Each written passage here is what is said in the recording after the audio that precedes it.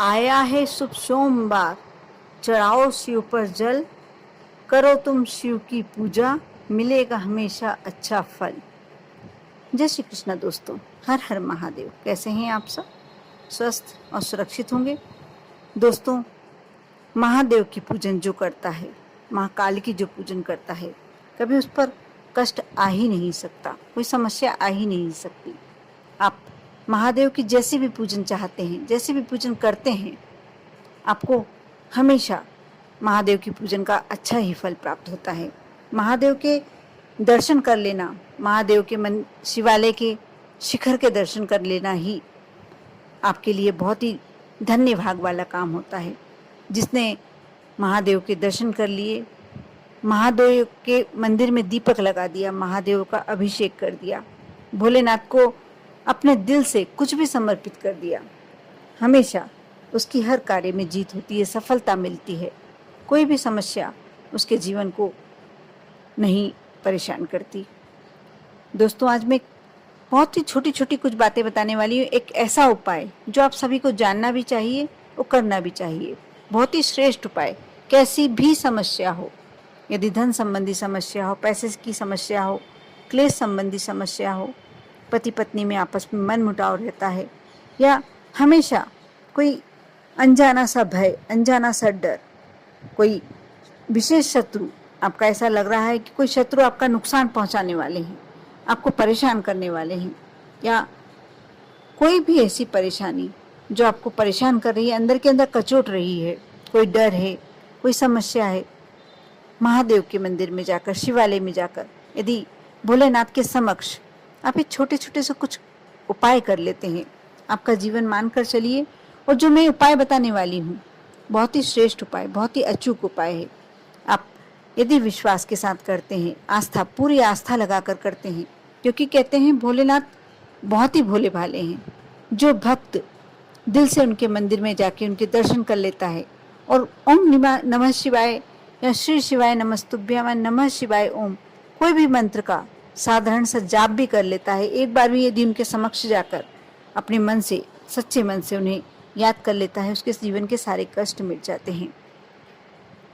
दोस्तों, कल सोमवार है और उसके दूसरे दिन हरतालिका तीज। हरतालिका तीज भगवान शिव और माँ पार्वती का ही व्रत होता है, पूजन होती है।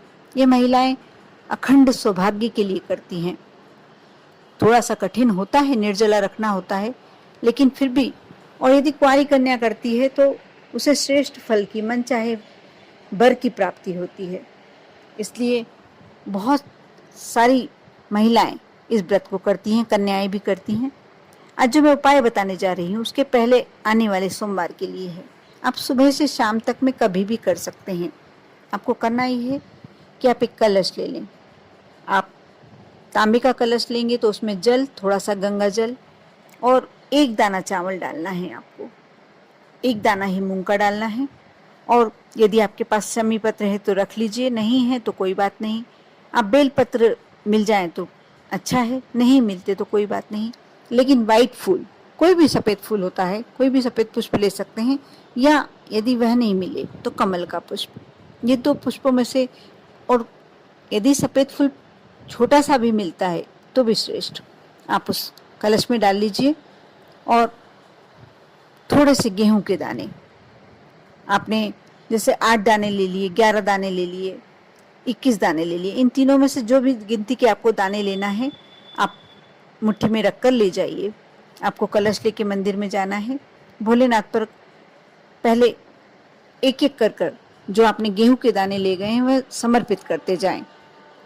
और जैसे जैसे आप गेहूं के दाने समर्पित करते हैं, आपको एक एक करके समर्पित करना है।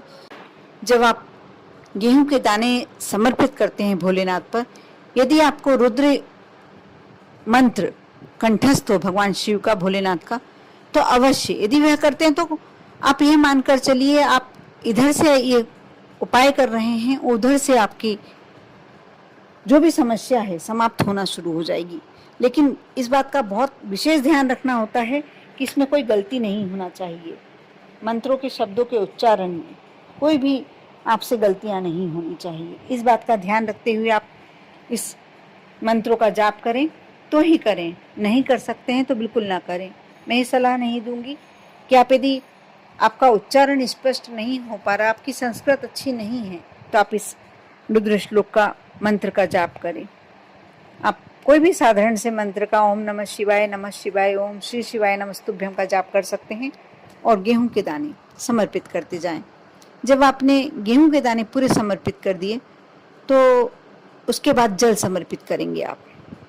आप जल समर्पित करते समय भगवान से अपने मन की से विनती करेंगे, भगवान को धन्यवाद देंगे अपने जीवन को श्रेष्ठ बनाने के लिए, और उसके बाद अपने कष्टों को मिटाने के लिए विनती करेंगे। मैं पहले वीडियो में बोलना भूल गई कि आपको थोड़ी सी काली मिर्चियाँ भी ले आना पड़ेगा। जैसे आप ये भी गिनती के ले आ सकते हैं 3, 5, 7, इसमें से कोई सभी कितनी भी ले आ सकते हैं। आपने जल समर्पित कर दिया और धूप बत्ती आप सभी जानते होंगे, आपको अगरबत्ती नहीं लगानी है भगवान भोलेनाथ के समक्ष। वैसे अगरबत्ती लगाना ही नहीं चाहिए क्योंकि उसमें बांस का इस्तेमाल होता है, और थोड़ा सा मैं इसका डिटेल्स नहीं देना चाहूँगी, लेकिन अगरबत्ती कभी भी भगवान के समक्ष नहीं लगाना चाहिए। इससे हमें इतना जितना लाभ नहीं होता उससे ज़्यादा हानि होने की संभावना होती है। इसलिए आप भोलेनाथ के समक्ष एक धूप बत्ती लगाएं, और यदि दीपक प्रज्वलित करना चाहते हैं तो करें, नहीं करना चाहते तो कोई बात नहीं। उसके बाद आप काली मिर्च जो आप ले गए हैं उसे मुट्ठी में बांधकर और एक काली मिर्च चढ़ाएं। उसके बाद आंख मीच कर 1 मिनट तक अपने जो भी आपकी इच्छा है, जो भी आपकी मनोकामना है वह बोलें। फिर दूसरी काली मिर्च चढ़ाकर फिर अपनी मनोकामना बोलें, और उसके बाद तीसरी काली मिर्च समर्पित कर फिर से अपनी मनोकामना बोलें। थोड़ी देर वहाँ बैठकर नंदी के पीछे वाले स्थान पर बैठकर वहाँ भगवान का स्मरण करते रहें, और उसके बाद वापस वो काली मिर्च उठाकर घर ले आएं। आपने जब घर ले के आए काली मिर्च, उसे पीस कर थोड़ा सा दरदरा सा कूट लें उसे, और पानी में मिला लें, और जो आपकी घर की छत है उस पर आप उसको जो पानी मिलाया है आपने काली मिर्च में, वह पानी का छिड़काव कर दें, और उसके बाद नीचे उतर कर आ जाएं बिना कुछ देखे हुए।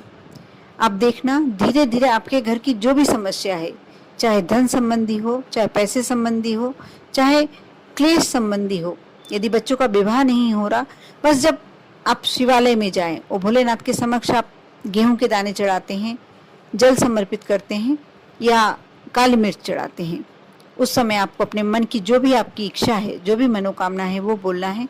उसके बाद आके घर में छत पर जाकर पहले काली मिर्च को कूट कर और जल में मिला लें। उसके बाद आप छत पर जाएं और उसका छिड़काव कर दें।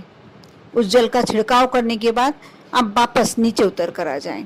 यदि जिनके घर में जो रेंट पर रहते हैं, फ्लैट में रहते हैं, तो उनके लिए मैं बता दूं कि वो अपनी गैलरी में कर सकते हैं, या ऐसा स्थान जिसमें आपको कम से कम सुबह से शाम तक में नहीं जाना हो, आप वापस वहाँ पैर नहीं रखें।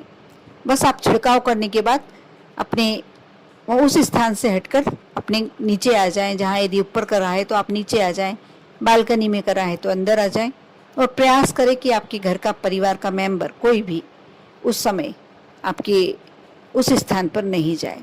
शाम तक में वह उसका जो भी उसके उस उपाय को करने के बाद जो भी उसमें क्रियाएं होंगी और जो भी आपके घर से दोष दूर होना है वो शुरुआत हो जाएगी।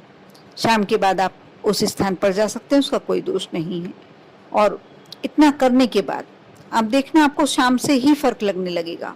जैसे जैसे वो पानी सूखेगा और जैसे जैसे काली मिर्च की खुशबू जमीन में सतह में फैलेगी, वह अपने आप दोष दूर होते चले जाएंगे। बहुत ही अच्छा और बहुत अचूक उपाय है। ये उपाय मैंने स्वयं भी करके देखा है, इसलिए मैं इस उपाय को अच्छे तरीके से जानती हूँ कि जिसने भी उपाय किया है उसके जीवन की समस्याएं बहुत ही शीघ्र दूर होना शुरू हो गई। और ये आप यदि कर सकते हैं तो लगातार कुछ सोमवार करें। एक सोमवार में इतना आपको फायदा देखने को नहीं मिलेगा, लेकिन 5 सोमवार करते हैं तो आपको पूरी समस्याओं से जैसी भी जो मनोकामना आप करते हैं। और एक बात का विशेष ध्यान रखें, जो आपकी सबसे ज़्यादा ज्वलंत समस्या है, सबसे ज़्यादा बड़ी समस्या है, उस समस्या को आप उस समय बोलें। एक से ज़्यादा समस्याएं उस समय नहीं बोल सकते हैं। आपको एक ही समस्या को बार बार बोलना है। वह समस्या इतनी बार भोलेनाथ के कानों में पड़नी चाहिए कि वो भोलेनाथ उस समस्या को दूर ही कर दें। इसलिए बहुत अचूक उपाय है और मैं बार बार कहूँगी कि आप विश्वास के साथ करेंगे। कोई भी कार्य यदि आप विश्वास के साथ करते हैं तभी फलीभूत होता है। बिना विश्वास के यदि आपने उपाय समझ के कर दिया तो आपका वह कार्य शायद हो सकता है कि देर से सिद्ध हो या सिद्ध ही ना हो। फिर आपको ऐसा लगेगा कि मैंने कार्य किया, मेरा पूरा नहीं हुआ। लेकिन इसके लिए आपको विश्वास रखना होगा। आप जैसा जैसा बताया गया है वैसा वैसा ही करना है। आपको गेहूं के दाने भी ले आना बहुत ज़रूरी है। सफ़ेद पुष्प का होना भी बहुत ज़रूरी है। चाहे आप गंगा जल में नहीं मिलाते तो उसका कोई इतना फ़र्क नहीं पड़ता, लेकिन आपको सफ़ेद पुष्प या कमल का पुष्प ये दोनों रखना आवश्यक है। गेहूं के दाने समर्पित करना बहुत आवश्यक है। और तीसरी बात, सबसे अहम बात, काली मिर्च आपको 3 ले जाना है, 5 ले आना है, 7 ले आना, जो भी आपका मन करे जितनी ले जाएं, लेकिन आप समर्पित करके उसको थोड़ी देर नंदी बाबा के पीछे बैठकर वापस उठा कर लाएं। घर लाकर उसे थोड़ा दरदरा सा कूट लें, पीस लें, उसे जल में मिलाएं। चाहे कलश में जल डालकर मिला सकते हैं।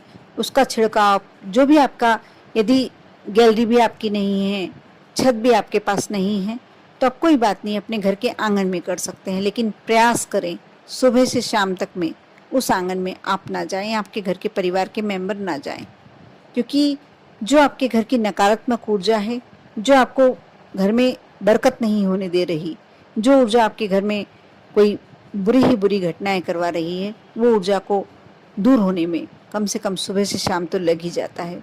उस समय आप यदि वहाँ उपस्थित हो जाते हैं, फिर से चले जाते हैं, तो वह ऊर्जा वापस आपके घर में ही रह जाती है, आपके साथ वापस अंदर आ जाती है। इसलिए इस बात का प्रयास करें कि आप उस समय आपके परिवार का कोई मेंबर या आप उस स्थान पर ना जाएं। आपने सुबह करा, शाम तक आपको वहाँ नहीं जाना है, इस बात का विशेष ध्यान रखें और विश्वास करके आप यह उपाय करें। आप देखना आपका जीवन कैसे बदलता है, आपकी जीवन की समस्याएं कैसे बदलती दूर होती हैं। कर देखें। आप पर और आपके पूरे परिवार पर भोलेनाथ की कृपा हमेशा बनी रहे। ओम नमः शिवाय।